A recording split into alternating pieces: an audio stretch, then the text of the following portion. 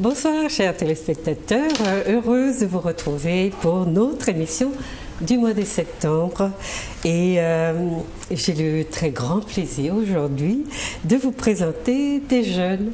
J'en voulais beaucoup plus mais bon, c'est difficile parce que c'est la rentrée et j'ai réussi à mobiliser 4 jeunes de tranches d'âge différentes qui vont essayer de nous, ou j'espère, pas essayer seulement, qui nous parleront un peu d'eux parce que il me semble qu'il y a un problème de place de notre jeunesse dans notre société qu'on ne voit pas, qu'on n'entend pas, mais sur laquelle on parle beaucoup et pas forcément de manière très positive.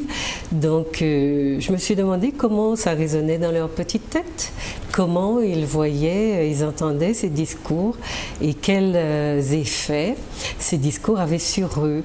Alors voilà, il aurait fallu une grande salle avec plein de jeunes pour parler de tout ça, mais on va se contenter des 4 qui sont présents et qui vont nous faire le plaisir de nous éclairer justement sur leurs ressentis, mais aussi sur leur vécu, sur leur passion, sur leurs loisirs, sur leurs relations avec leurs parents, les grands-parents s'ils en ont, et puis entre eux, entre pères ou entre jeunes de tranches d'âge différentes. Voilà.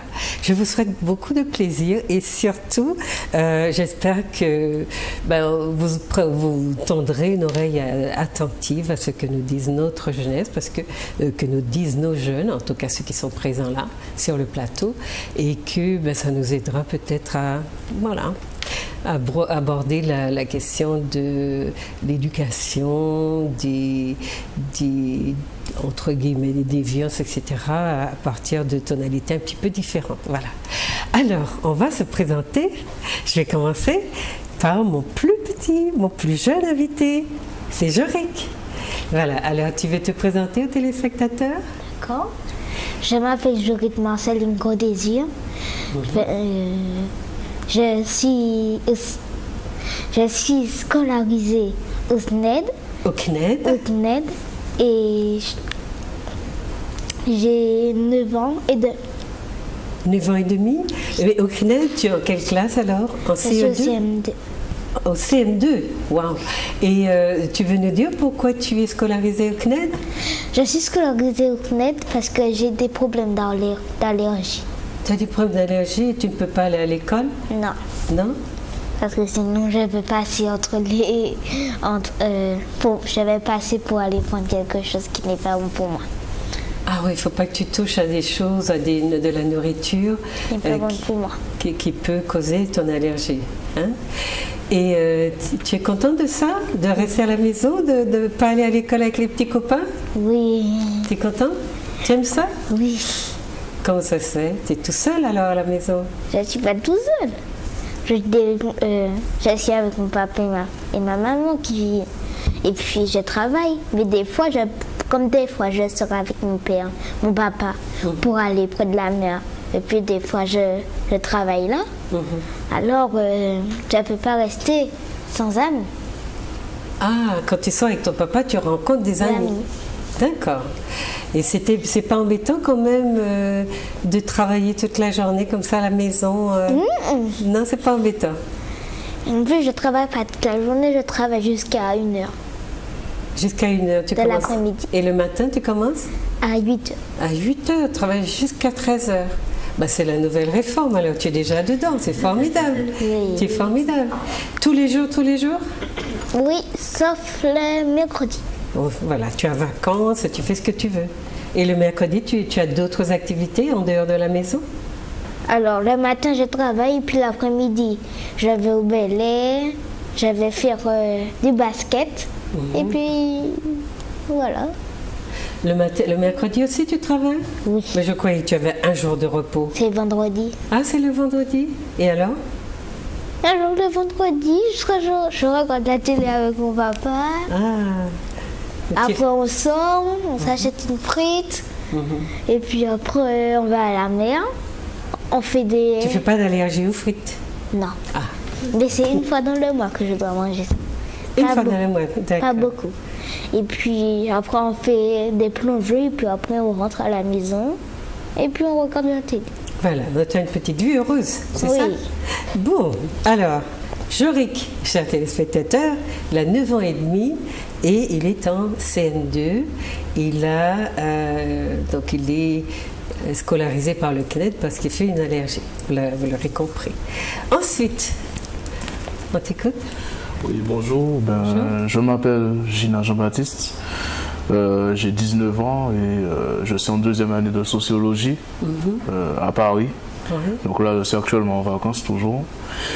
Et sinon, dans la vie, comme loisir, en fait, comme passion, je suis dans le milieu artistique en tant que tambouiller dans le Bel Air.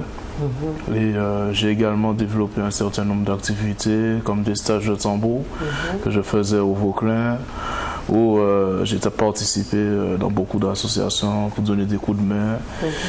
Et j'ai également aussi une association que j'ai fondée il y a 3 mois et qui est tournée notamment vers le milieu artistique, audiovisuel, donc l'image et le son, et c'est principalement avec des jeunes que je travaille pour justement leur donner le moyen aussi de parvenir à mon objectif qui est aussi le leur, se développer au maximum de le milieu artistique et montrer aussi que les jeunes sont une force aussi.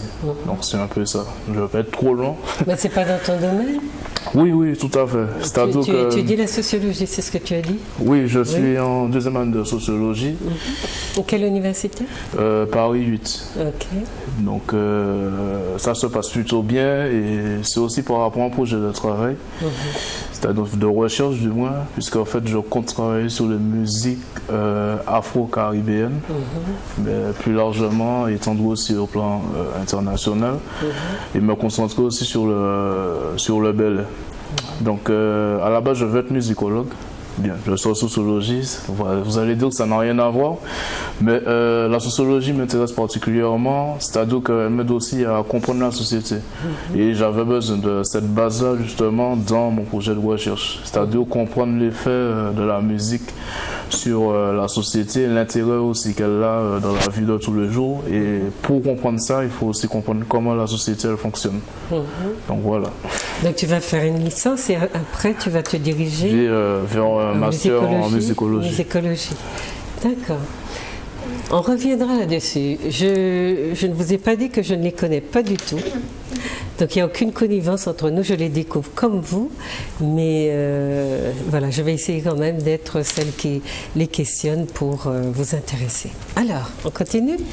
Alors bonsoir, donc moi je m'appelle Maud Maréchal, j'ai 21 ans et je suis étudiante. Et à côté de ça, j'ai pas mal d'activités dans le domaine notamment artistique, puisque j'écris, je slam, je rappe. Et je suis donc assez proche de tout ce qui est art urbain, mais aussi je touche un petit peu à tout. Et aussi dans le milieu associatif, dès qu'il y a des choses à faire justement on est totalement dans le sujet aujourd'hui, surtout à tout ce qui touche la jeunesse, donc ce qu'elle peut faire, donc avec des jeunes, pour des jeunes, et donc voilà. Tu étudies dans quoi? Alors j'étudie le tourisme, donc c'est un BTS? Voilà, donc pour le moment je prends des cours par correspondance sur ce BTS-là, pour pouvoir en même temps justement travailler et développer toutes les activités, puisque je ne tiens pas en place en fait. Donc voilà. Tu es une hyperactive. C'est bien, tu ne t'ennuies pas, c'est ça que ça veut dire? Je ne me laisse pas le temps. D'accord, il y a beaucoup de jeunes qui s'ennuient parce qu'ils ne sont pas assez construits justement. Voilà, c'est... D'accord.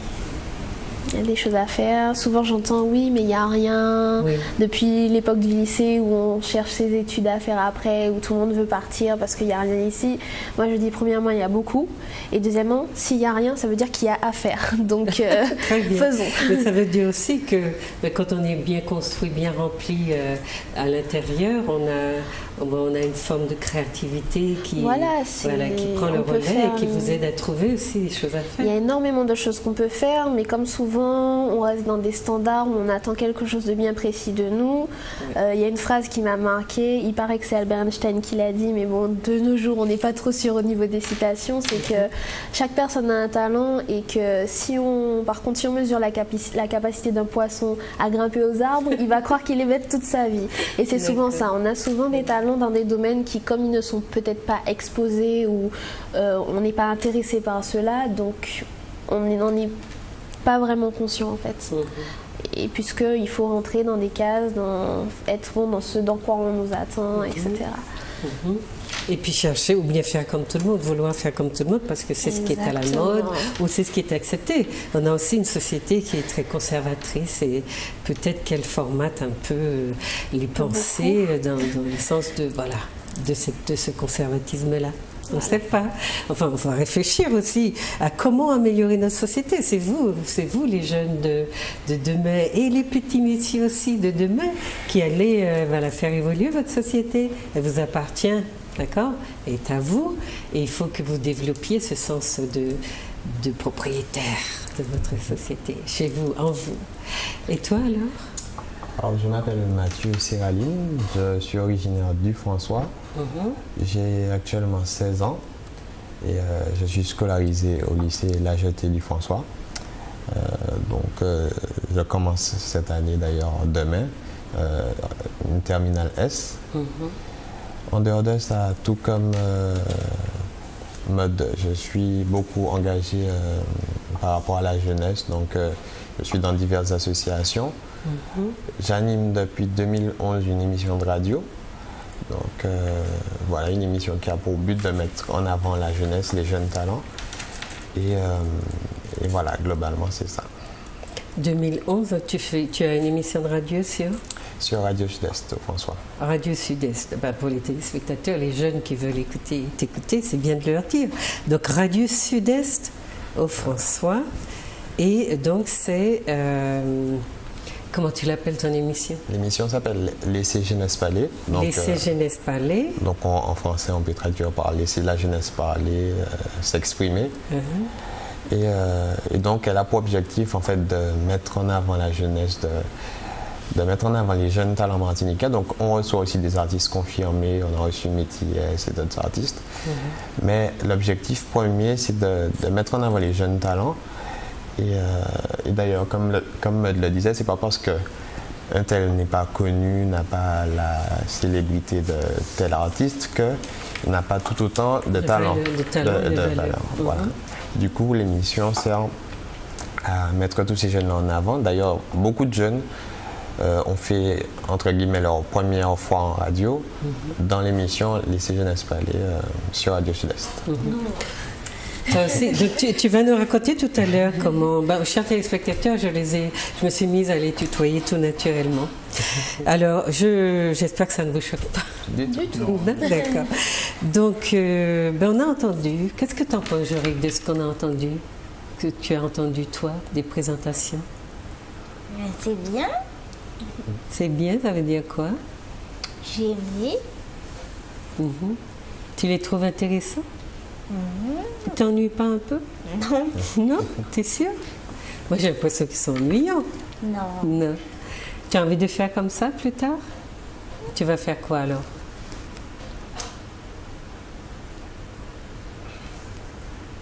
Je sais pas. Bon, je vais te laisser une demi-heure pour réfléchir et je reviens à toi, d'accord? Bon, alors, voilà, on a fait un petit tour d'horizon.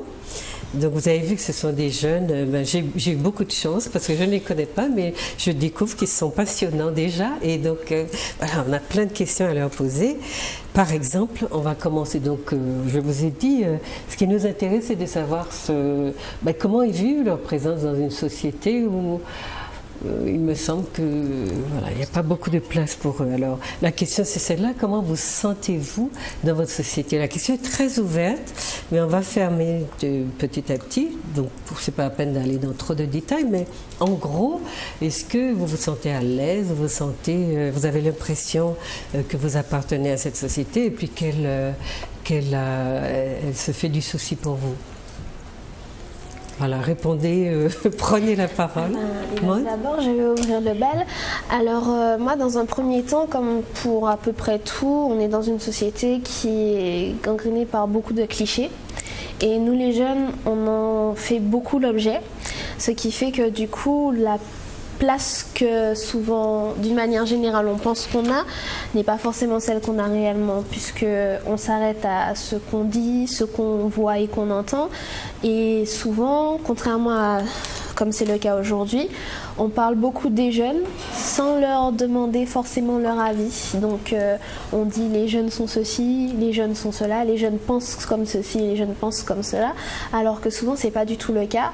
Et on se rend compte qu'au final, d'une manière générale, la société martiniquaise a souvent une opinion de sa propre jeunesse qui est loin de la réalité et qui est parfois beaucoup moins positive que ce qu'elle est réellement. Donc moi, ça vous fait quelque chose intérieurement quand vous entendez ce que tu appelles des clichés et que tu sais que ça ne correspond pas à la réalité? Alors oui, moi ça... Quel genre d'effet? Ça me fait de la peine, ça me gêne et puis... ça, d'un autre côté, ça me donne encore plus envie de me battre pour changer ça.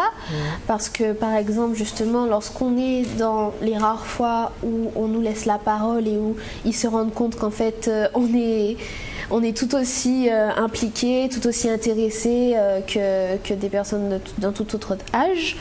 Je me rends compte que lorsque par exemple on me dit ah oui mais tu penses beaucoup de choses, tu parles machin, tu dis des trucs intéressants, ça les étonne en fait.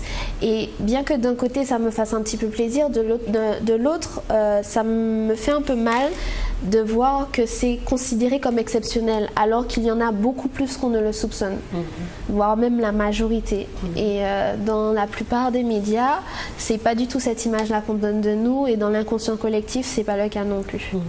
Tu parlais de la peine que cela te causait d'entendre ou de ressentir cet environnement qui est marqué par des préjugés et puis qui pose sur vous un regard très stigmatique. Ça peut aller jusqu'à de la colère parfois? Enfin, de la colère, moi personnellement, j'y ai pas été confrontée directement, mais c'est vrai que c'est parfois outrageant et que je n'irai pas jusqu'à la colère, mais des fois je suis offusquée de constater dans les comportements de tout un chacun que la plupart du temps, ce que, entre guillemets, certaines personnes qui font partie de nos aînés nous reprochent, elles-mêmes le font plus que nous. Que par exemple, moi ou d'autres amis à moi qu'on va passer quelque part, on va dire bonjour, on va sourire, quelque chose comme ça, que les mêmes personnes qui disent ouais, ces jeunes-là mal élevés, etc., ce sont ces personnes-là qui vont passer près de nous et nous regarder de travers. Donc je trouve que c'est paradoxal en plus d'être il y a des attentes par rapport à vous que voilà, c'est et cette stigmatisation-là, bon, je ne pointe personne du doigt parce que je pense qu'on est dans une société dont tout un chacun a sa part de responsabilité, mais l'image qui est véhiculée, en plus d'être celle qui est vue, parce que des fois, entre ce qu'on voit de nos propres yeux et ce qu'on entend, qu'on voit dans la plupart des médias, ça fait un tout qui fait que justement, je pense qu'à force de s'entendre dire qu'on est quelque chose, inconsciemment, certaines personnes finissent par tout simplement se laisser le devenir. Et s'identifient au discours ambiant. Voilà, donc ça devient un cercle vicieux. Parce que, bon, moi je pense que tout va dans le dialogue. Il y a eu quelque part une rupture entre les générations, entre les générations précédentes où il y avait toujours un dialogue, un échange avec celles d'avant. Mais je pars du principe que grand coûtait petit, petit coûtait grand. Donc ça doit aller dans les deux sens. Dans les deux sens, d'accord. Tu veux dire quelque chose, Jean-Baptiste? Donc toi tu as 19 ans et toi tu as 21 ans, d'accord? Oui, je suis tout à fait d'accord avec ce qu'a dit Maud. Mais ce que je voulais essentiellement dire, c'est qu'on est aussi dans une société où on doit se battre en fait, en tant que jeune. Et on doit aussi se battre, c'est-à-dire trouver sa place en quelque sorte. C'est pas évident quand on est jeune justement de s'identifier justement, même de se faire reconnaître pour ce qu'on fait. Et moi personnellement, c'est ça que j'ai monté mon association. C'est pour montrer aussi que les jeunes, Elle s'appelle comment ton association? Elle s'appelle BDS Music, donc très anglais, mais bon, c'est assez pensé, puisque c'est Black Dream Sound Music. Donc je l'ai fondé avec mon meilleur ami, qui est musicien. Donc, pianiste, guitariste, etc. Et comme aussi je suis musicien, je fais de la musique assistée par ordinateur, photographie, donc pas mal de domaines.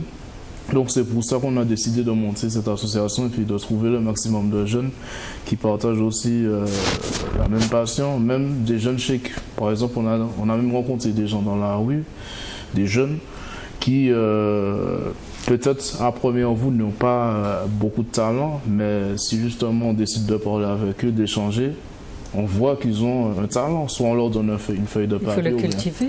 Mais je parlais de la place, de la manière. Tu disais que. Est-ce que c'est à la Martinique spécifiquement que tu as l'impression? C'est pas propre à la Martinique. C'est pas propre à la Martinique, mais tu n'as pas l'impression que c'est plus difficile à la Martinique qu'ailleurs? Non, partout. Moi, personnellement, ça fait 1 an que je vis sur Paris.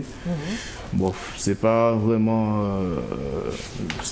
une grande durée, mais ça m'a permis quand même, ce peu de temps, de voir que les jeunes, ils ont, peu importe le pays, le jeune, il va toujours être placé dans une sorte de sphère. En fait, la jeunesse, elle va être toujours placée dans une sphère comme un cas social, c'est-à-dire comme un fait, c'est-à-dire que ça va toujours être un problème pour la société. Les jeunes sont un problème.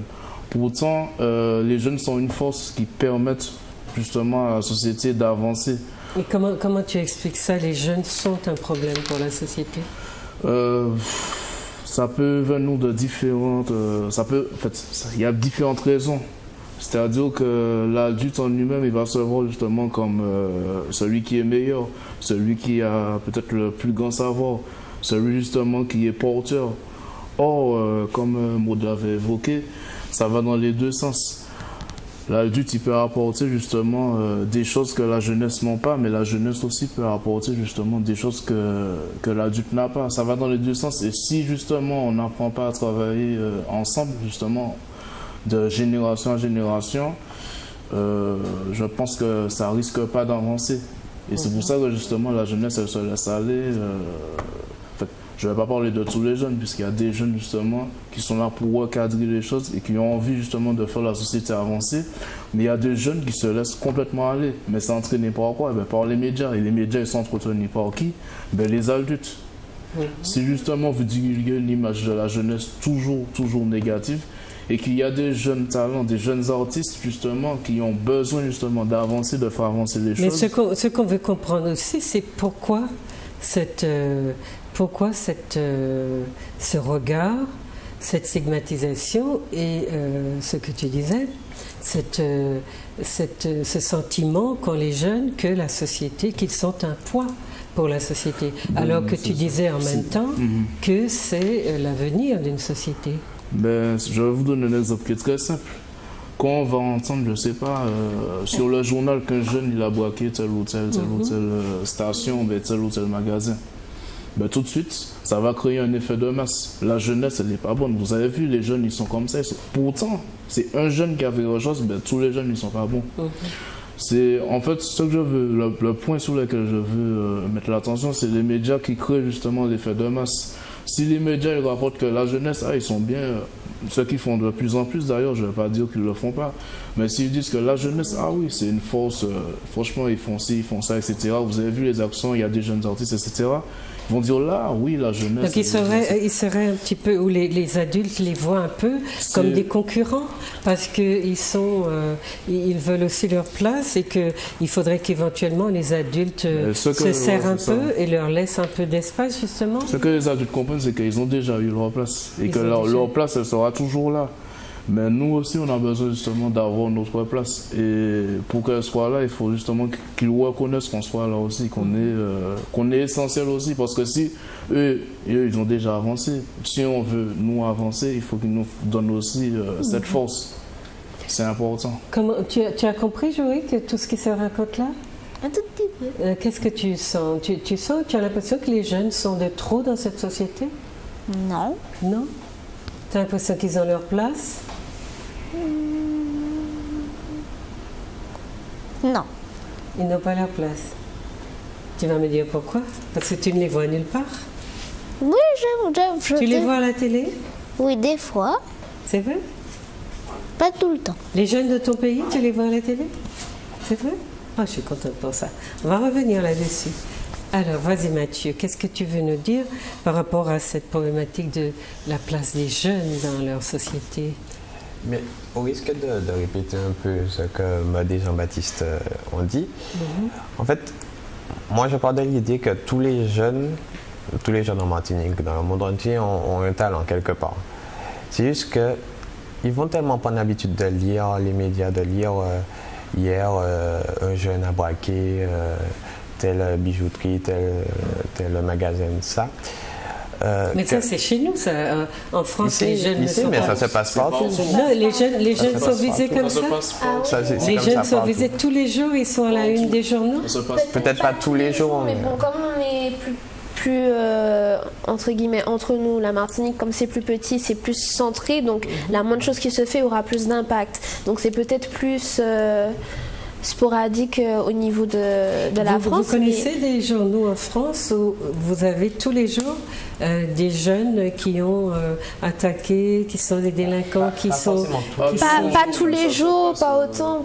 Une fois par mois, une fois tous les 2 mois. Ce qu'on pourrait dire, c'est qu'on verra plus souvent, que ce soit ici ou en France ou même à l'échelle internationale, on verra plus souvent à la une ou dans le journal, on verra plus souvent des jeunes qui ont braqué quelque chose, qui ont tué un autre jeune, des jeunes, entre guillemets, qui font des actes mauvais, plutôt qu'un article sur un jeune qui a ouvert une entreprise, une association, qui fait quelque chose d'utile. Et ça qui est un peu dommage, parce qu'au final, on voit tellement souvent que les jeunes ne sont pas bons, que les jeunes font ci, font ça, qu'au final, au bout d'un moment, on se dit qu'on n'a plus vraiment envie de se battre. Du coup, si c'est ce qu'on pense de nous, pourquoi ne pas les laisser penser la vérité, quoi? Pourquoi se forcer? Alors que si on donne aux jeunes la chance, ils peuvent faire énormément de choses, et on le voit aujourd'hui, on le voit dans les actions qui se mettent en place par des jeunes en Martinique. Je pense aux initiatives du Conseil départemental de la jeunesse et d'organismes comme ça, qui font des actions positives. Et moi, je trouve dommage que dans les médias, on ne parle pas assez. On en parle peut-être une fois tous les 3 ans, mais on ne parle pas assez de ces jeunes qui sont actifs, et on parle plus des jeunes délinquants, alors que on connaît tous les phénomènes de mode. Oui, mais là, ce sont des constats. Moi, ce que je vous demande, c'est pourquoi ça? Pourquoi ça fonctionne dans ce sens-là et pas dans l'autre? Puisque chez les adultes, on sait bien que ils sont sans arrêt insensés. Et c'est vrai que on sait les lauriers qu'ils récoltent, ils ont des prix, ils sont valorisés, mentionnés, donnés un modèle.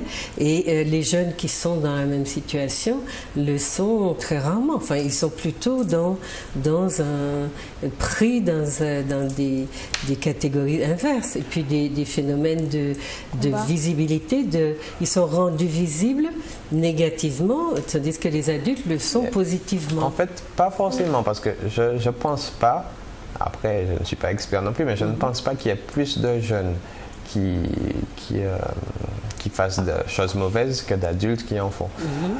Mais en fait, le truc, c'est que déjà, les adultes ont une image de la jeunesse. Et c'est cette image que beaucoup de jeunes en Martinique essayent de casser, en fait, beaucoup de jeunes actifs essayent de casser, parce qu'on a tellement l'habitude d'entendre les jeunes sont mauvais, que le prochain jeune qu'on croise, on va se dire, il est mauvais, on ne va même pas chercher à savoir s'il n'est pas président d'une association ou quelque chose qui est utile à la société.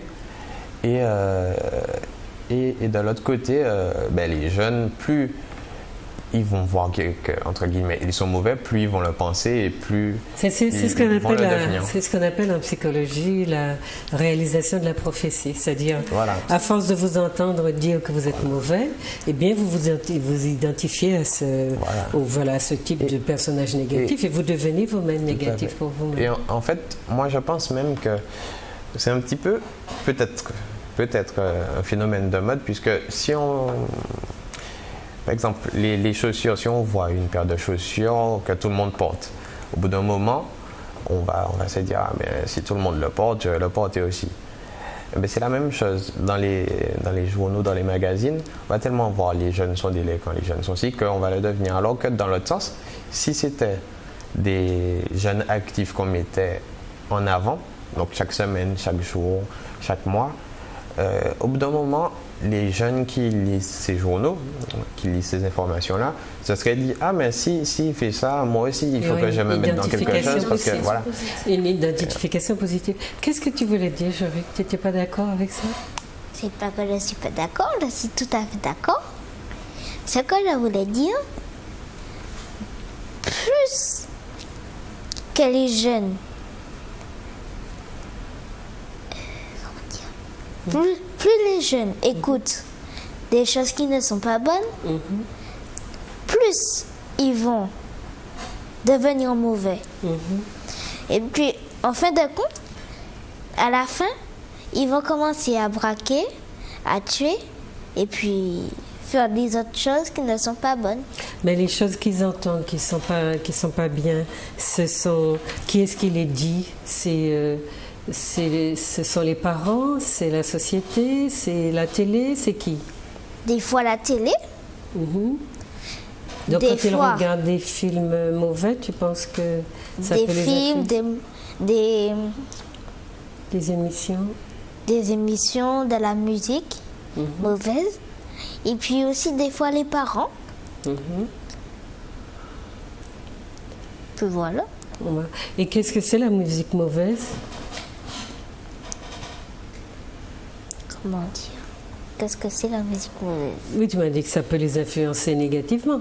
Oui, parce que les dessins qu'ils montrent à la télé, et puis des fois c'est un fusil qu'on montre à la télé, des fois c'est un... Dans les clips alors, tu vois les clips vidéo, d'accord? Des fois.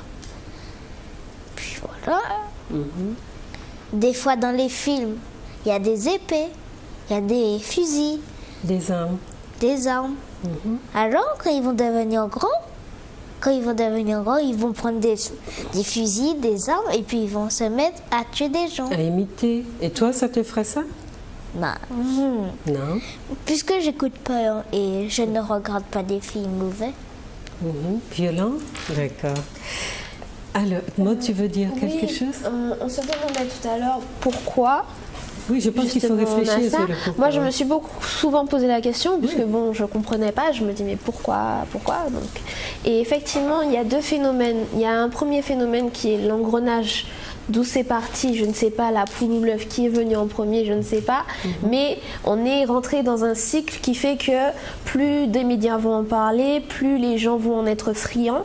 Parce qu'il y a aussi ça, il y a aussi le fait que d'un côté, il faut vendre et le sensationnel fait vendre.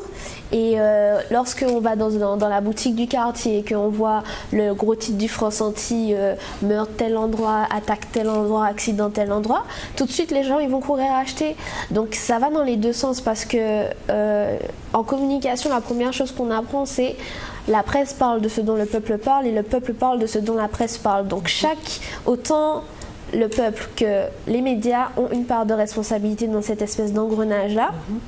Et d'une autre partie, quand il y a un jeune qui fait quelque chose de mal, on dit toujours un jeune a fait ceci, un jeune a fait cela. Quand c'est un adulte, on dit pas quel âge il avait, on dit jamais ça.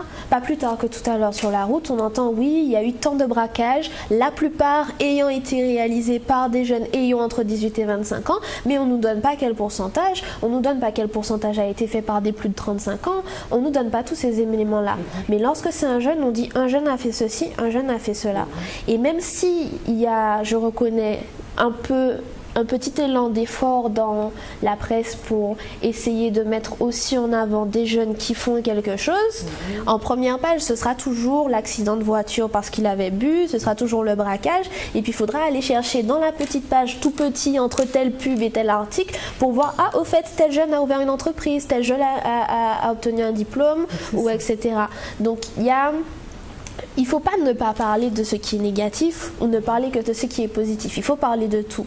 Mais c'est la proportion qui fait qu'on aura la même proportion dans notre tête. Quand tu entends sur 10 jeunes dont on parle dans les médias, t'en entends 9 où on entend parler à cause de braquage, de choses comme ça, et puis t'en entends un comme ça, dans la tête du peuple, ça voudra dire qu'il y en a 1 sur 10 qui fait quelque chose de bien. Il y a des parents qui disent, j'ai entendu des adultes dire dans les émissions qu'ils ont peur des jeunes. Ah, mais Quand oui. ils sont assemblés notamment, ils en ont peur. Ça signifie que le phénomène sur lequel tu attires l'attention est un phénomène c'est une forme de stigmatisation qui est Ah oui, tout à répétitive et qui a produit un effet assez inattendu. C'est que ce sont souvent les parents qui se retrouvent dans la situation de craindre leurs propres enfants. Mais bien que les éléments que vous apportez sont intéressants, on n'en a pas encore de réponse au pourquoi. Et ça, c'est le travail des sociologues. Donc, c'était... Jean-Baptiste, tu vas essayer de nous donner des explications, parce que moi, je tiens à ce que, quand nous parlons de nos problématiques, que nous ne restions pas à une description en surface, que nous essayions de creuser pour comprendre le pourquoi du phénomène réellement. D'accord? Alors, tout à l'heure, tu me parlais de tous ces jeunes qui sont traités partout. Je ne sais pas si tu connais beaucoup de pays où 62% de la jeunesse est au chômage. Tu en connais beaucoup? Beaucoup de pays où le chômage est élevé, mais pas où la jeunesse.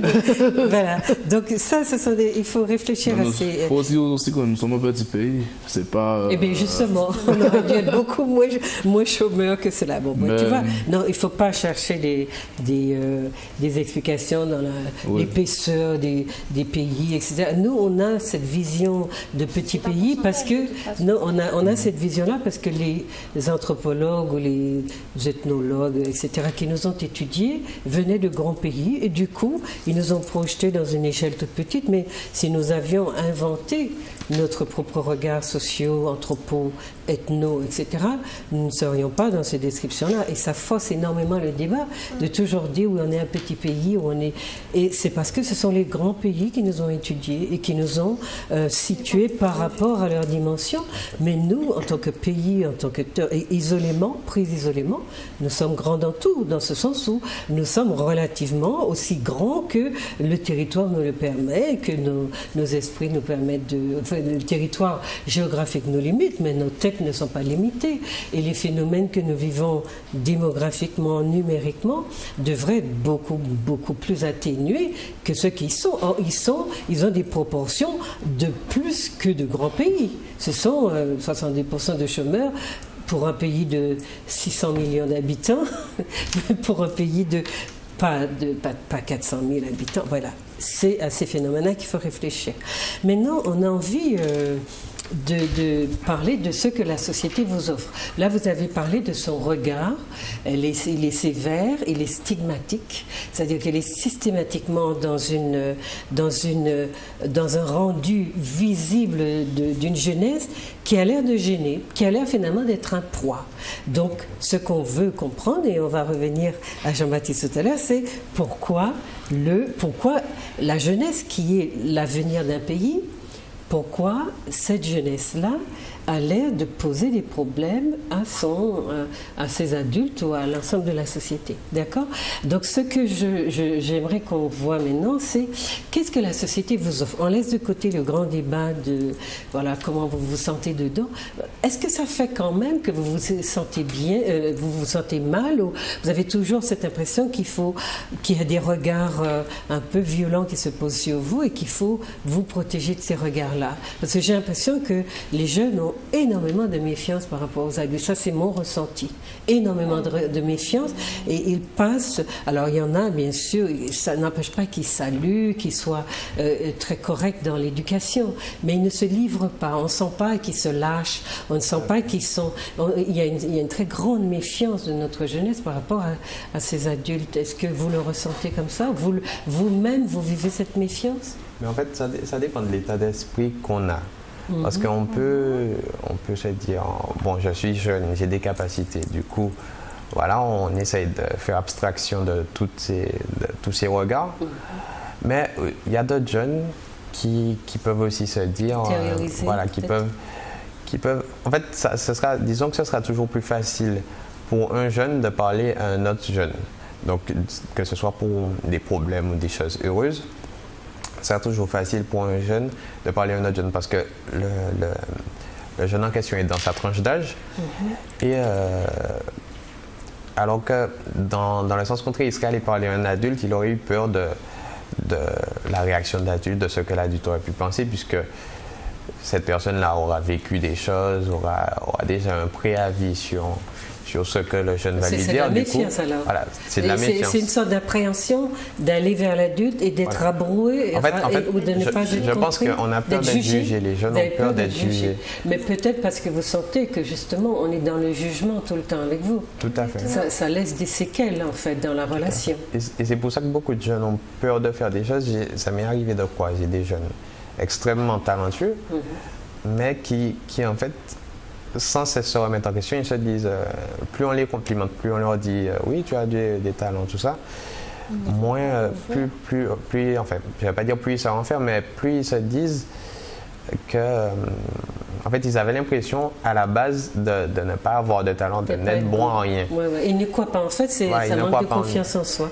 Et cette confiance ou cette estime de soi aurait dû être construite à la base. Et c'est les parents ou la société. Ça s'est construit dans le sens contraire. C'est-à-dire, même quand vous allez les aider plus tard à découvrir leur talent, eh bien, ils auront du mal à y croire. Parce qu'à la base, on n'a pas planté le germe de la confiance en soi et de l'estime de soi en eux.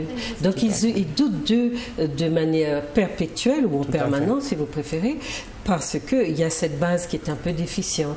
Et la méfiance qu'ils sentent vers... C'est parce que dans l'éducation, les méthodes qui sont privilégiées sont aussi des méthodes de stigmatisation. Tu es couillon, tu es imbécile. Ça vient de notre passé. Et beaucoup d'enfants, on l'entend très souvent, foutu couillon, foutu ceci. Et c'est toujours le foutu, foutu, foutu. Et c'est quelque chose que l'enfant a l'habitude d'entendre, en plus quand il est très hyperactif, quand il est très jeune. Tu es d'accord avec ça? Qu'est-ce que tu entends? Mon papa, à chaque fois quand je fais une bêtise, il dit « Ah mais foutu couillon !» Ouh, alors papa, on va lui dire papa, attention, tu ne lui dis plus ça. Ça va le marquer définitivement, donc tu ne lui dis plus ça. Tu as vu qu'il ressent quelque chose en entendant notre conversation, tu l'as ressenti? Tu n'aimes pas ça du tout? J'aime pas ça. Ouais. Eh bien, regarde la caméra et dis-lui, papa, j'aime pas ça du tout. Papa, j'aime pas ça du tout. Alors, il ne faut pas recommencer. Voilà. On essaye de comprendre ce qui touche nos enfants, pourquoi ils sont blessés.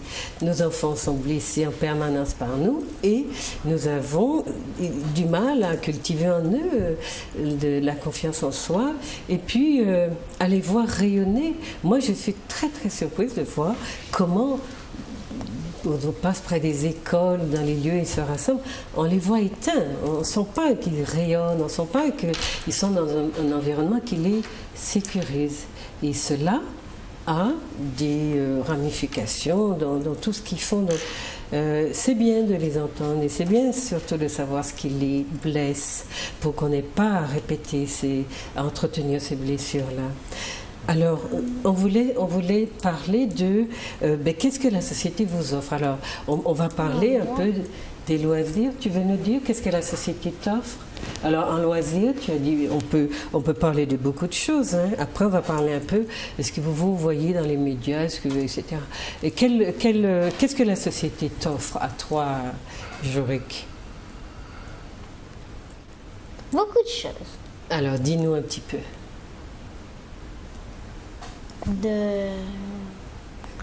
Quand tu dis société.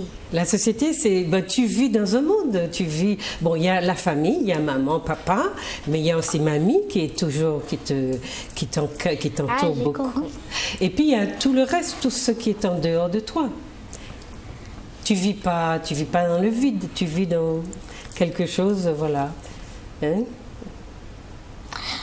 Alors mes parents et ma mamie, ils m'offrent beaucoup d'amour, déjà. Ils te quoi? Ils m'offrent beaucoup d'amour. Ils te donnent beaucoup d'amour, c'est bien, oui. Tu sens qu'ils t'aiment? Oui. Comment tu sens ça? Des fois, ils me disent des petits mots doux. Ah oui, c'est important. Ah oui, les parents, dites des petits mots doux. Au lieu de toujours dire foutu couillon, dites-leur je t'aime. Oh, si vous ne savez pas dire ça, on n'est pas obligé de savoir dire je t'aime. Hein. On peut dire autre chose. Hein?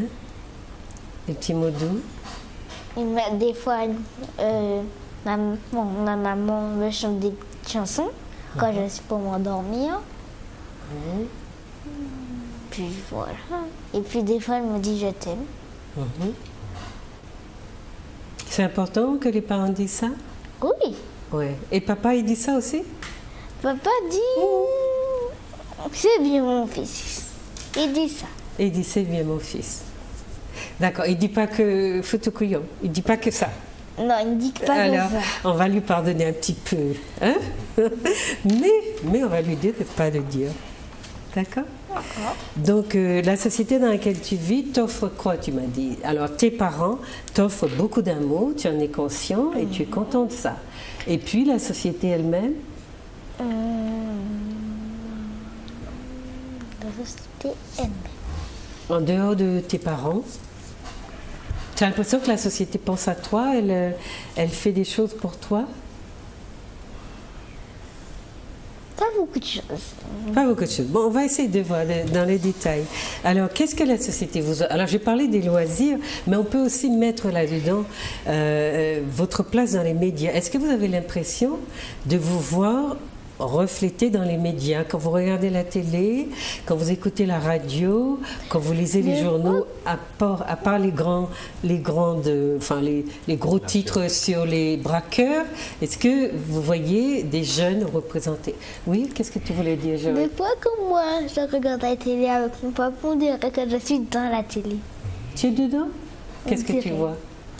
Alors, on dirait que quand je suis, des fois, comme je rêve devant la télé, alors on dirait que je suis dans la télé et que je fais à la place des acteurs. Des acteurs, c'est moi qui le fais. C'est toi qui joues. Ah, tu te projettes dans les personnages. Ah oui, et les personnages te ressemblent? Un petit peu. Un tout petit peu? D'accord. Alors, est-ce que vous vous voyez projeté, représenté dans les médias, par exemple? Moi, je rebondirai en fait sur ce que Joël a dit. La télé, en fait, elle nous offre de l'imagination. C'est-à-dire que je regarde beaucoup de films, beaucoup de séries, beaucoup de choses comme ça. Donc, ce ne sont pas des trucs d'ici ni de France, c'est plutôt des États-Unis. Mais, alors je ne sais pas si c'est que moi ou si c'est tous les jeunes. Je pense que ça concerne tous les jeunes.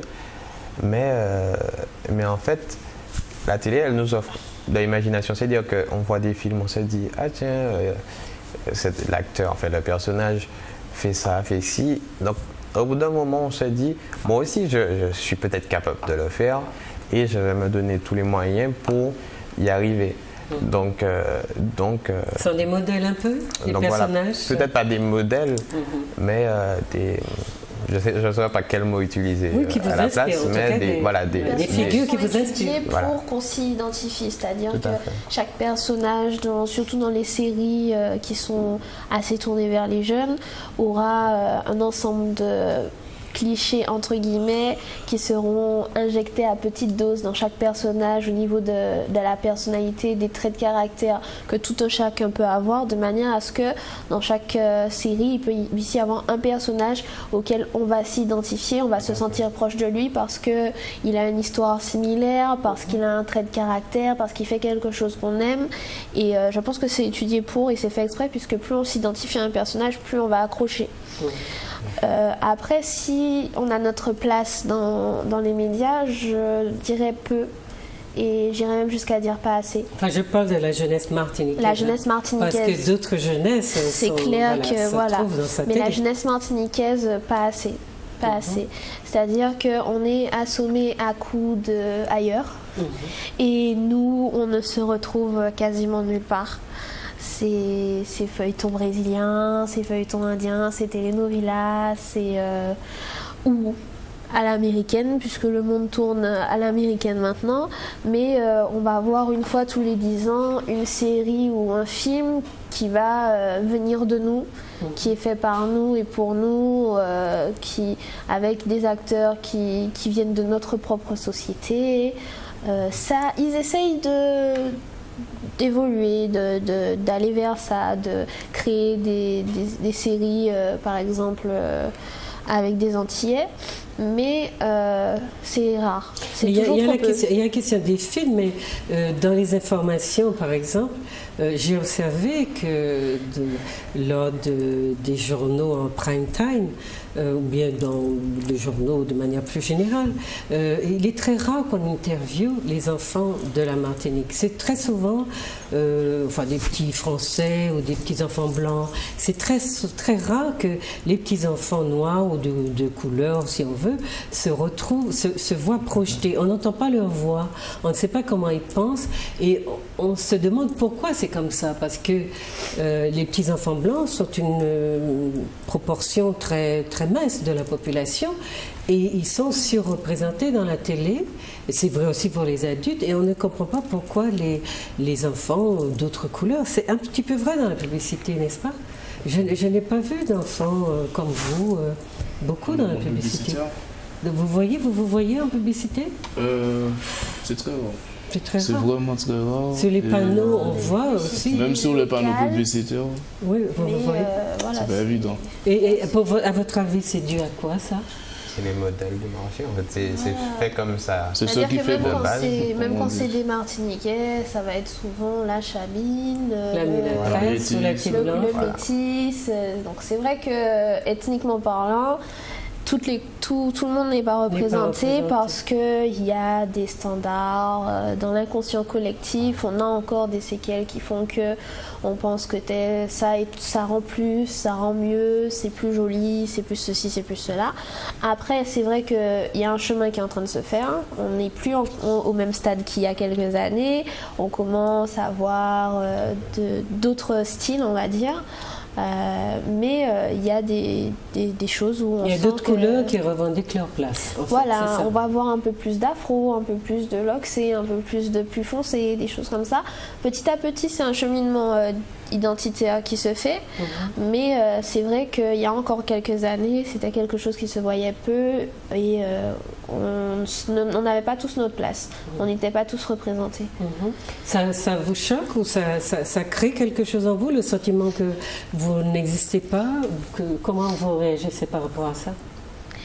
Comment ça? C'est-à-dire le fait que quand vous regardez la publicité ou quand vous écoutez les infos, vous n'êtes jamais vraiment représenté ou vous n'êtes jamais interviewé, on n'entend pas vos voix, enfin je ne sais pas. Mais en fait, on a deux choix.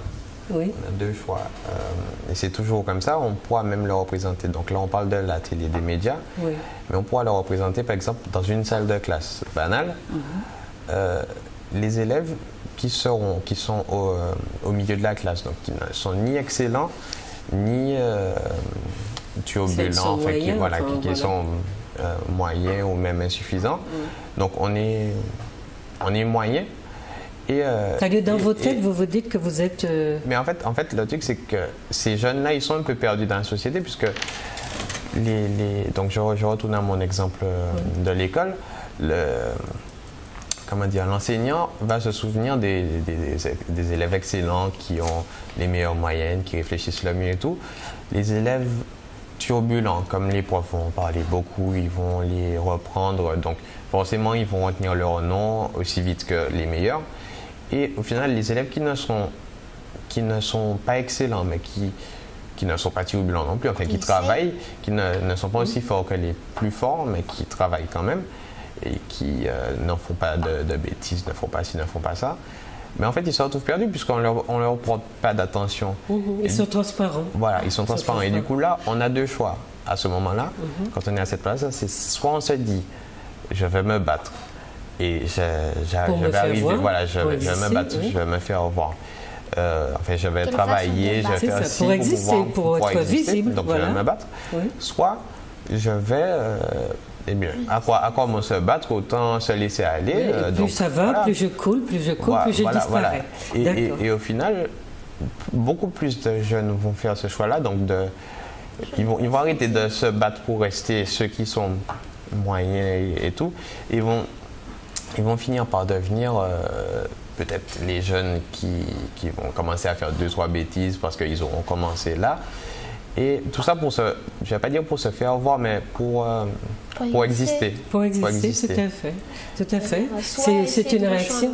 Voilà. Soit disparaître, voilà, se laisser couler, se laisser couler. C'est l'un ou l'autre des bouts qui est vu. Et malheureusement, on prend la plupart du temps le choix de la facilité. Le choix de la facilité, c'est plus facile de se laisser tomber. Je ne crois pas que ce soit forcément. Je crois que donc dans les familles, les enfants qui viennent de ces milieux-là, enfin qui adoptent ces comportements-là, sont des enfants dont les parents n'ont pas stimulé la positivité. Donc, si dans l'école, ils se retrouvent dans cette position d'être un petit peu largués, eh bien, ils seront définitivement largués et l'échec scolaire va se suivre très vite. Parce que c'est une construction, la confiance et l'estime de soi, c'est une construction. Et si vous avez des parents qui sont convaincus de vous, eh bien, premièrement, il y aura des échanges avec eux. Vous pourrez leur dire papa, maman, la maîtresse ne me regarde pas, elle ne me voit pas, je suis transparent, je ne comprends pas ça. Elle regarde toujours ceux qui sont devant, ils ont toujours ci, ça.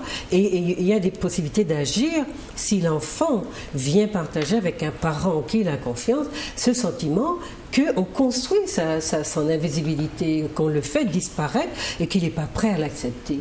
Maintenant, beaucoup d'enfants, et cela tient aussi à la relation qui est entretenue dans la famille. Beaucoup d'enfants vont se laisser couler et on voit le taux d'échec scolaire augmenter parce qu'un enfant qui n'est pas regardé, mais en psychologie sociale, on a beaucoup fait ces expériences-là, il y a des nourrissons qui se laissent mourir quand le parent, la mère, ne les regarde pas. Ce sont des expériences qui sont tellement puissantes, qui montrent à quel point le regard est important et le sentiment d'amour, d'être aimé. Et quand on voit Jorik, c'est un enfant très épanoui parce qu'il est aimé et il le sait. Il peut le dire, il peut dire « on me dit je t'aime ». Ça veut dire que c'est un enfant, quelles que soient les catastrophes qu'il vivra, c'est un enfant qui saura rebondir. Et un enfant qui n'a pas ça derrière, cette souche épaisse, costaude, qui a construit sa confiance en soi, c'est un enfant qui va se laisser couler à au premier sentiment d'échec qu'il aura. D'ailleurs, pour répondre à ce que vous disiez tout à l'heure sur la méfiance et le manque de confiance qu'il y a entre nous les jeunes et moins jeunes, il y a aussi un problème de communication qui est catastrophique parce que il y a eu, je ne sais pas quand ni comment, une coupure, comme je disais tout à l'heure, qui fait que on ne parle pas le même langage et si aucun des deux ne fit l'effort d'aller vers l'autre, parce que de tout temps, les jeunes ont Ça serait quelle génération Ça serait quelle génération Les 20 ans et les 15 ans, par exemple? Je ne saurais dire, parce que maintenant, il y a des fossés énormes qui se creusent, même à quelques années de différence. Alors, de tout temps, même nos parents, quand ils avaient notre âge, ce qu'ils écoutaient ou ce qu'ils regardaient, c'était déjà révolutionnaire pour les générations de leurs aînés. Mais il y avait quand même ce dialogue. C'est-à-dire que même au niveau, par exemple, artistique, culturel, musical, à l'époque de nos parents, quand nos parents avaient notre âge et que c'était le ragamuffin qui commençait à être à la mode, nos grands-parents disaient, qui eux écoutaient leur zouk, leur belay, disaient c'est une musique boudoum boudoum. Et maintenant, ces mêmes parents qui ont connu l'époque du ragamuffin nous avec notre dancehall, avec notre rap, avec notre machin, que c'est nous qui avons la musique boudoum boudoum. Donc ça, de tout temps, ça existait. Par contre, il y a un dialogue. Et comme je disais, grand côté petit, petit côté grand, chacun peut apprendre de l'autre. Est-ce que vos parents, écoutent ce que vous écoutez? Personnellement, je fais l'effort, en fait. C'est-à-dire que je vais écouter, voilà, si je fais pas le pas, ils vont pas le faire. Mais par exemple, je vais écouter ces morceaux de machin, et puis je vais lui dire écoute ça, mais ne t'arrête pas à l'instrumental qui a beaucoup de basse, qui a machin, écoute le texte. Écoute le texte. Parce que souvent on entend ouais le rap, machin, c'est sauvage, c'est physique, machin.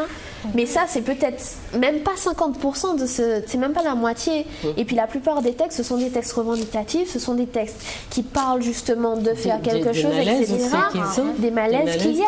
Tout à l'heure, Jean-Baptiste nous expliquait que le malaise de la jeunesse, il y a ça autant en France hexagonale qu'ici, et ça date pas d'aujourd'hui. Il y a quelques années, des rappeurs français que j'écoutais qui font des chansons du style Jeunesse France par exemple, où ils t'expliquent, dis-leur qu'on n'est pas le problème mais la solution. Donc ça c'est plutôt les enfants des banlieues, ça. Voilà, banlieue ou pas banlieue, j'ai envie de dire. Parce non, c'est important parce qu'il y a un problème de classe. Il y a un problème de classe aussi. Les enfants des classes favorisées en France, vous ne les entendez pas chanter ça. C'est pas la même chose, c'est clair. Ici aussi, probablement. C'est clair, c'est pas la même chose. Mais ici, c'est pareil. Le fils de qui sait que quoi qu'il fasse, il aura des parents qui vont lui donner le piston, bien qu'il a une entreprise à récupérer plus tard, qui sait qu'il n'aura pas de souci à se faire, n'aura pas la même problématique que n'importe quel enfant lambda qui doit se battre et puis qui rentre dans cette... On parlait tout à l'heure du chômage. Nous, on a du mal à trouver notre place. Pourquoi? Parce que lorsqu'on est jeune, qu'on veut travailler, on nous dit qu'il faut les diplômes. Quand on a les diplômes, on nous dit qu'il faut l'expérience. Mais l'expérience, si vous ne nous donnez pas le travail, on ne peut pas l'avoir. C'est une espèce d'engrenage. Encore un autre cercle vicieux à ajouter à la liste. À force, on fait des colliers avec.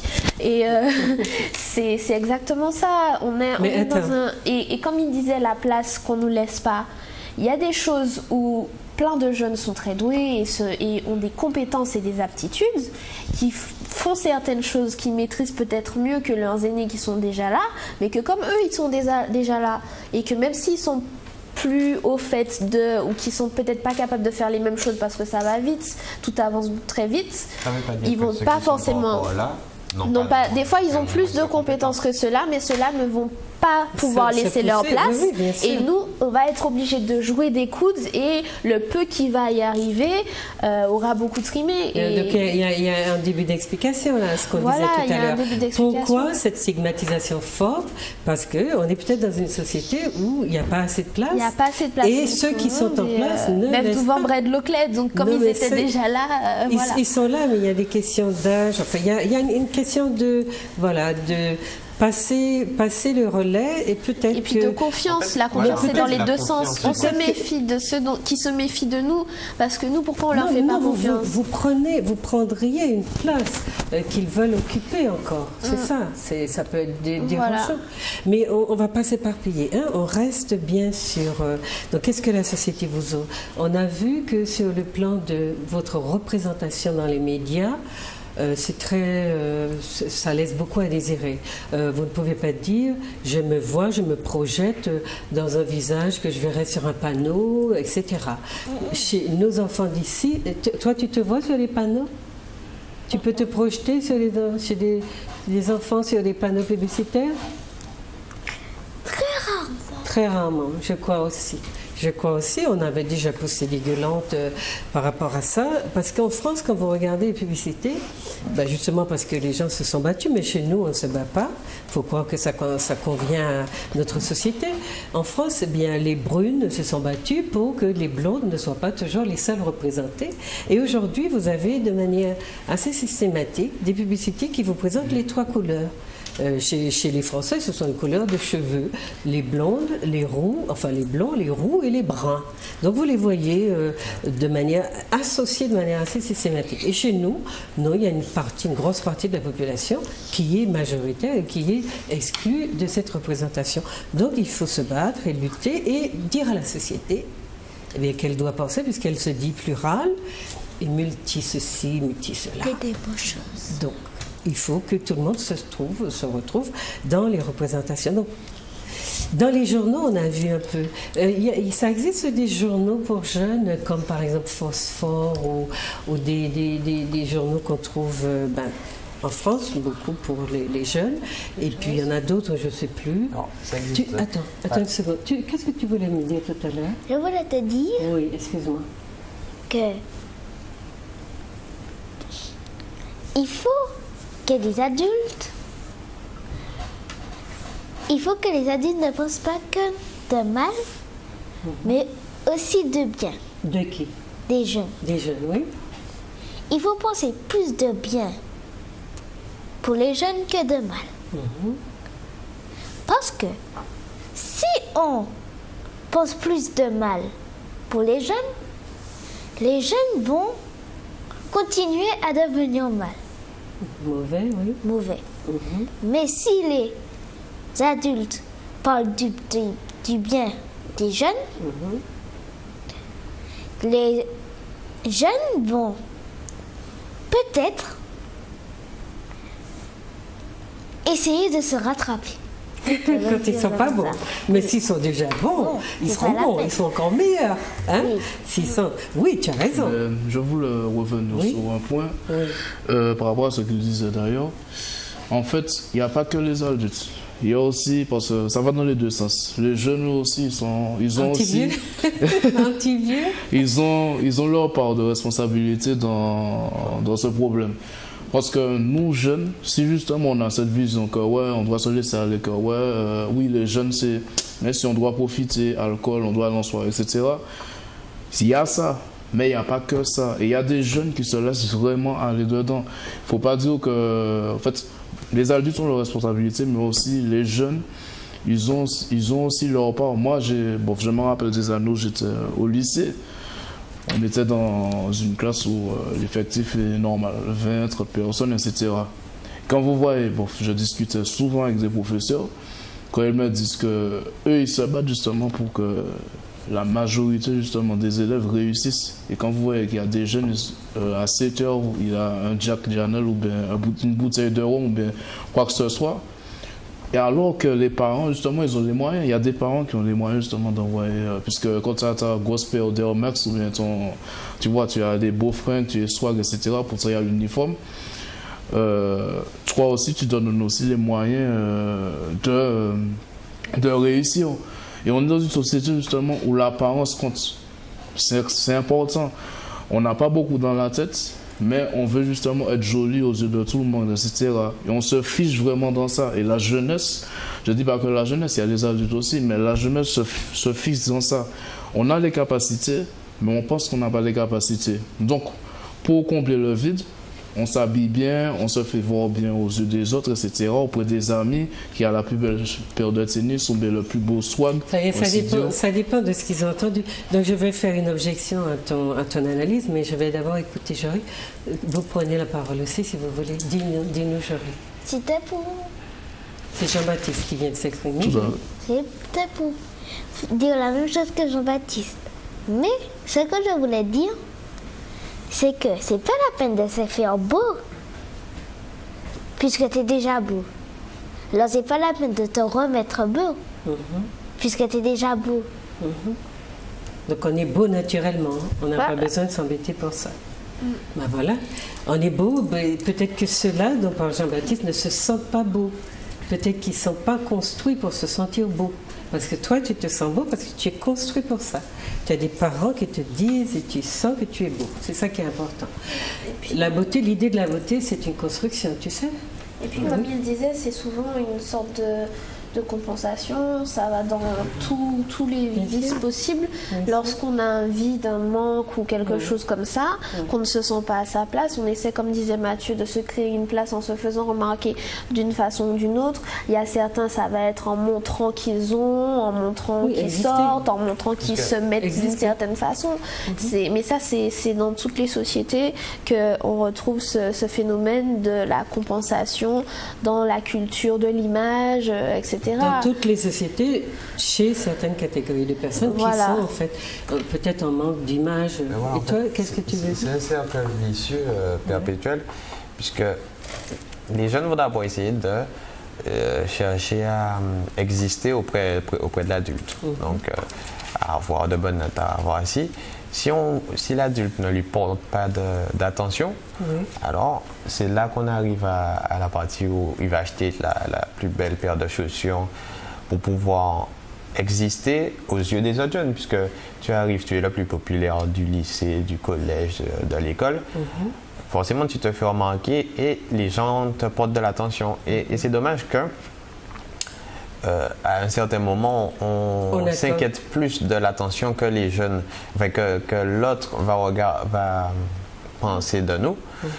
Que l'attention que l'autre va nous porter, puisque on va attirer son regard parce qu'on a de beaux vêtements et on ne va pas se soucier de sa construction intérieure. En fait, on pense plus à paraître qu'à être. Oui, mais les jeunes, ça ne tombe pas du ciel, un jeune. Et ça ne naît pas avec l'idée qu'il faut paraître. C'est clair. Donc, la question que je veux poser à Jean-Baptiste, c'est celle-là.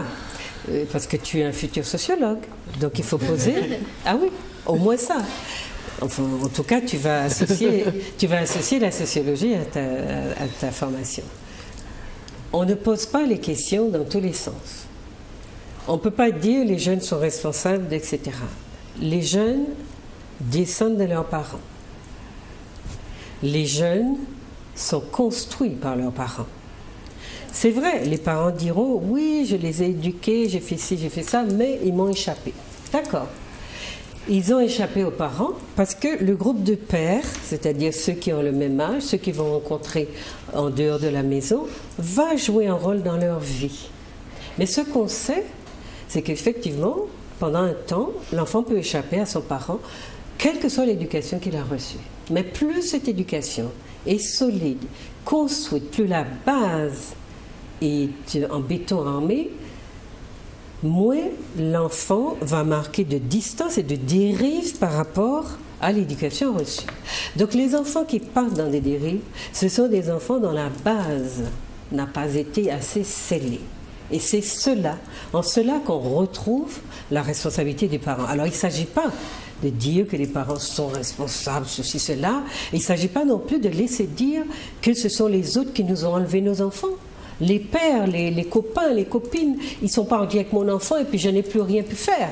Si ça m'est arrivé en tant que parent, c'est que j'ai raté quelque chose. Et ce quelque chose-là, je dois pouvoir le connaître. Ce qu'il y a, c'est que beaucoup de parents font des enfants, mais ils n'ont pas appris à connaître les stades du développement d'un enfant et à savoir qu'à des moments donnés, l'enfant aura plus besoin des pères, c'est-à-dire des copains, des copines, que d'eux, sans jamais cesser d'avoir besoin des parents. Mais les parents ont l'impression que puisque l'enfant marque en apparence une préférence pour les copains, qu'ils sont rejetés, puis ils disent à la limite, je ferme ma porte, puisque au grand prend caillou, fait ceci, fait cela, et c'est jeter les enfants dans un désarroi.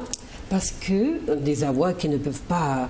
Parce que ce qu'on sait, ce que l'expérience montre, c'est que passer ce stade, ce moment de leur développement, c'est en général l'adolescence ou jusqu'à l'âge de jeune adulte, passer ce moment, les jeunes reviennent, ils reviennent à la maison, ils reviennent à leurs parents et ils continuent l'éducation, les projets qu'avaient les parents pour eux. Donc, c'est un temps, mais ça demande qu'on sache tout cela. C'est pour ça que j'ai proposé souvent qu'on fasse une école des parents, qu'on leur apprenne le stade de développement de l'enfant et surtout que les parents ne continuent pas à dire « mon enfant m'a échappé ».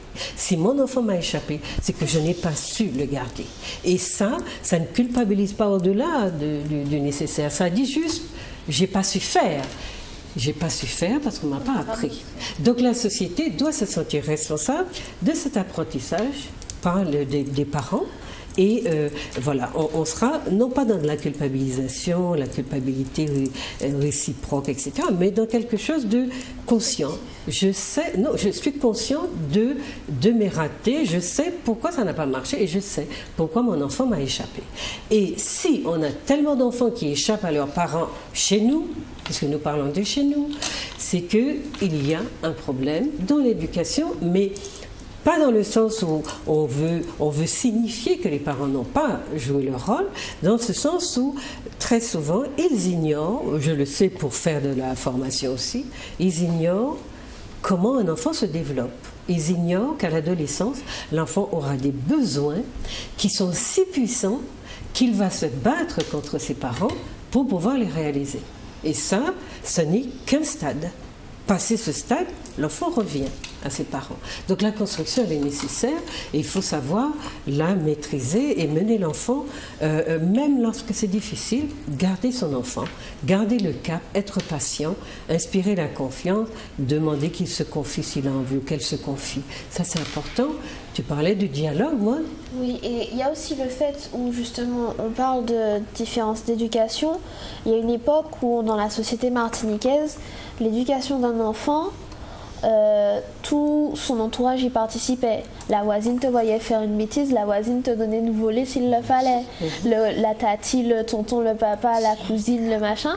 Ces personnes-là avaient une autorité sur toi, quel que soit l'adulte que tu rencontrais, tu savais qu'il fallait le respecter parce que cette personne-là pouvait si elle-même n'en avait pas la possibilité, allait de toutes les façons dire à ta maman. Et ta maman allait c'était une prise en charge collective. Une prise en charge collective. Tradition africaine et aujourd'hui, on se dirige vers plus un modèle qui est plus occidental. Et on se retrouve avec des parents qui ne veulent pas qu'on vienne leur parler de leur enfant parce que c'est moi qui Wikipédie. Et tu as des enfants aussi qui, dans les écoles, quand même, ne serait-ce que même dans les écoles, dans la rue, un tonton, bien même un professeur ou bien un agent de vie scolaire, puisque j'ai travaillé un moment dans un collège, quand tu vas faire une remarque, aussi anodine soit-elle à un enfant concernant le respect ou la manière de se tenir, ou bien que l'enfant va être un peu turbulent, même si l'enfant est prêt à se battre et que tu te contentes de le tenir, l'enfant va te dire « Ma maman qui est ma maman ne me parle pas comme ça, ma maman qui est ma maman ne me tape pas, ne me touche pas, ne me parle pas. » Et ça, c'est le modèle individualiste. Et les enfants sont le reflet de ce que leurs parents sont. Qu'ils entendent l'ambiance qui règne à la maison et en général dans la société. Parce que pourquoi on parle autant des jeunes? Les jeunes sont le miroir de tout ce qui va bien ou mal dans la société. Lorsque on se retrouve avec un climat de violence, c'est pourquoi? C'est parce que la société va mal. Et lorsque on nous dit que oui, il y a la des famille, enfants, le noyau familial.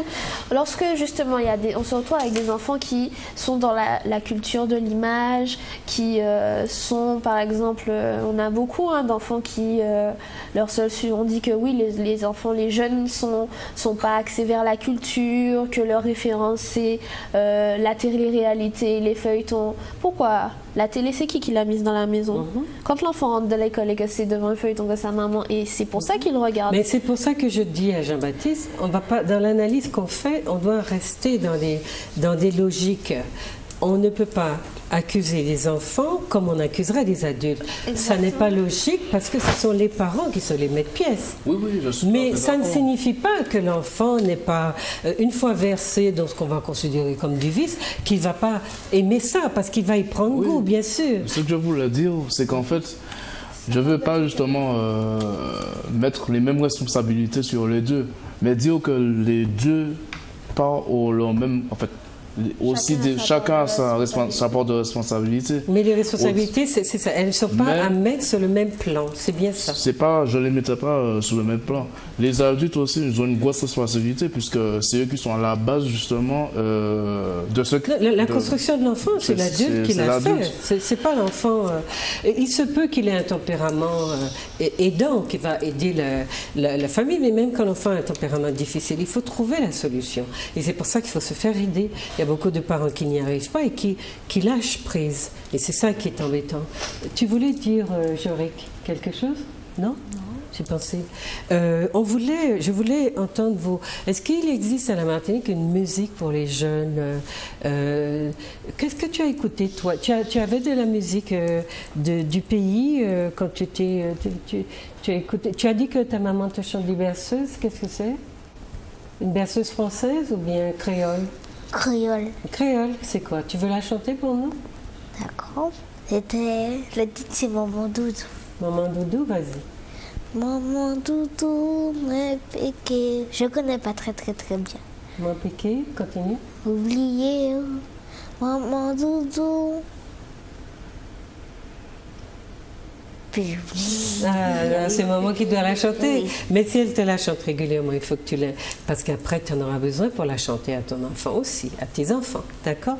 Alors, tu parles le créole à la maison? Oui. Oui, tu aimes ça? Oui. Et vous parlez le créole? Vous êtes gêné? Vous avez des problèmes? Hein? Non, t'as pas de problème?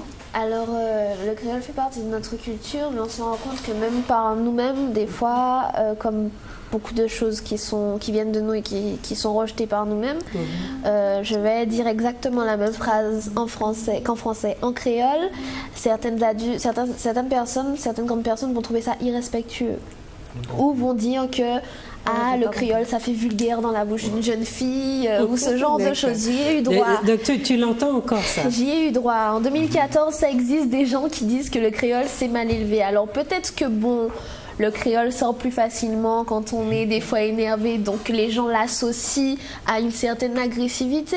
Mais le créole est une langue comme toutes les langues, qui d'ailleurs est une langue qui est au carrefour de plusieurs cultures. Quand on étudie le créole, l'étymologie ou l'origine, on retrouve des structures même grammaticales qui viennent du français, de l'anglais, de l'espagnol, de l'Afrique, de la langue africaine. La structure est africaine, mais les mots sont voilà, des aussi tournures de phrases, des façons, européennes. ça vient de tout. Il y a, il y a beaucoup de langues africaines qui sont Mais à la l'origine. structure, tu parles, La structure, et quand je dis structure, c'est certaines compositions, ça dépend du créole aussi. Non, les études sur le créole montrent ça, mais oui. les mots, le vocabulaire est très souvent emprunté imprimé, à plusieurs oui. langues.